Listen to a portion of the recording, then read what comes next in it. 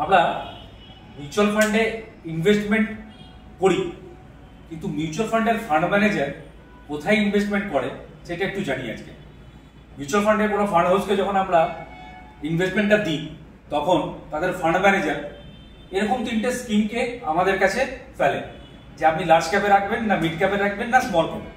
আরও কিছু ফান্ড আছে, আরও কিছু স্কিম আছে, সেটা পরে ডিসকাস করবো। আগে এই তিনটে একটু ডিসকাস করি। Large cap, mid cap, small cap, এই তিনটের ফিচার্স কি এবং এই তিনটের নাম কোথা থেকে এসছে। স্টক মার্কেটে ৫,০০০-এর ওপরের কোম্পানি লিস্টেড আছে। এই ৫,০০০ কোম্পানির মধ্যে প্রথম ১০০ যে কোম্পানি আছে, সেই ১০০ কোম্পানিকে বলা হচ্ছে লার্জ ক্যাপ। ১ থেকে ১০০ পর্যন্ত যে কোম্পানিগুলো আছে সেই কোম্পানিকে বলা হচ্ছে লার্জ ক্যাপ। তো এবার ১ থেকে ১০০ এই নাম্বারিংটা কিভাবে আসে?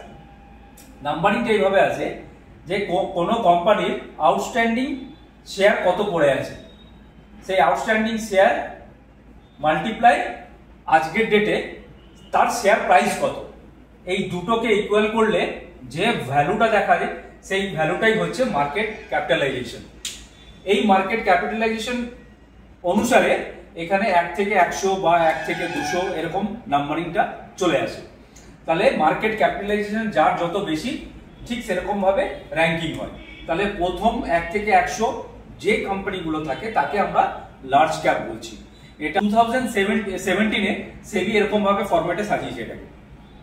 এবার ১ থেকে ১০০ এটা আমরা লার্জ ক্যাপ জানলাম, এবং ১০১ থেকে ২৫০ এটাকে আমরা মিড ক্যাপ হিসাবে জানি। এই মধ্যে যে কোম্পানিগুলো পড়ছে সেটা হচ্ছে মিড ক্যাপ, এবং ২৫১ থেকে অনওয়ার্ড যে কোম্পানিগুলো আছে সেই কোম্পানিগুলোকে আমরা স্মল ক্যাপ বলি। তো আমরা যে ইনভেস্টমেন্টটা করি সাধারণত এই তিনটে জায়গায় আমাদের ইনভেস্টমেন্টটা হয়ে থাকে।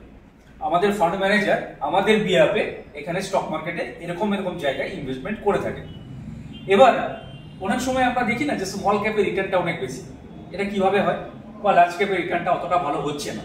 ঠিক আছে, স্মল ক্যাপের রিটার্ন এই জন্যই বেশি, কারণ হচ্ছে স্মল ক্যাপের যে জায়গায় আছে কোম্পানি সেই জায়গা থেকে তার গ্রোথ হওয়ার চান্সেসটা অনেক বেশি। তার জন্য স্মল ক্যাপের রিটার্নটা অনেক বেশি। আজকে যে কোম্পানি যে জায়গায় আছে সেই জায়গা থেকে কোম্পানি মিড ক্যাপে বা মিড ক্যাপ থেকে আবার দেখা গেল লার্জ ক্যাপেও চলে গেছে।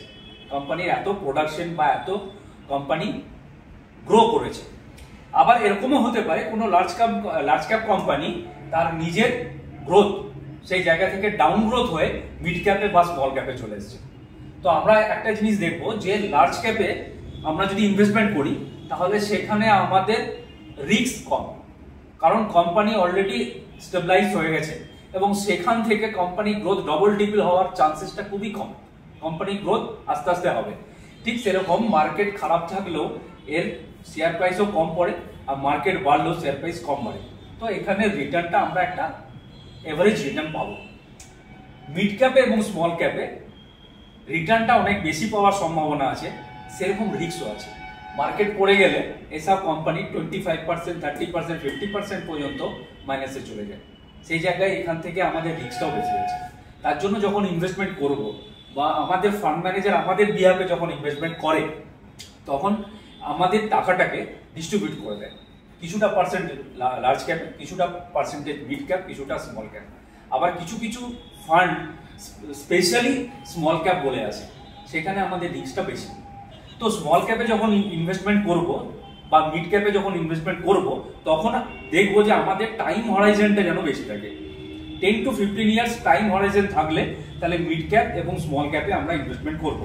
এবং যদি আমাদের টাইম হরাইজনটা কম থাকে, যে আমাদের গোল 5 বছর বা 7 বছরের মধ্যেই আমাদের একটা কোনো কিছু গোল নিয়ে যে ইনভেস্টমেন্টটা স্টার্ট করলাম, 7 বছর পর আমার টাকাটা দরকার, তাহলে আমি লার্জ ক্যাপে ইনভেস্টমেন্ট করব। এরকম একটা চিন্তা ভাবনা নিয়ে আমরা এই ইনভেস্টমেন্টটা স্টার্ট করতে পারি এসআইপিতে।